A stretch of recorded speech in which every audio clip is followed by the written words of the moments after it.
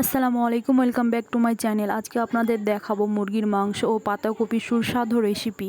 তো প্রথমে পাতাকপিকে খুব ভালো করে কুচি করে কেটে নিতে হবে।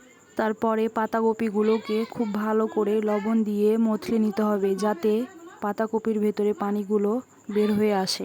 তারপরে চুলোয় একটি কড়াই নিয়ে তেল দিয়ে ভালোভাবে তাতিয়ে মরিচ দিয়ে সেগুলোকে ভেজে নিয়ে এর মধ্যে পাতাকপি দিয়ে দিব। পাতাকপি দেওয়ার পর হলুদের গুঁড়ো, মরিচের গুঁড়ো দিয়ে খুব ভালোভাবে সিদ্ধ করে ভেজে নিব। ভাজা হয়ে গেলে সেগুলোকে তুলে নিব।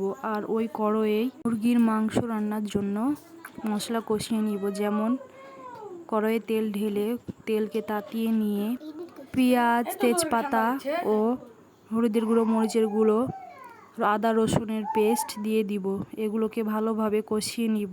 তারপর খুব ভালোভাবে নেড়ে চেড়ে ভেজে নিব। যা হয়ে গেলে মুরগির মাংসগুলো দিয়ে দিব। মুরগির মাংসগুলোকে খুব ভালোভাবে কষিয়ে নিয়ে একটু ভেজে নিব। ভেজে দেওয়ার পর সেই সিদ্ধ করা পাতাকপিগুলোকে এর ভেতর দিয়ে দিব।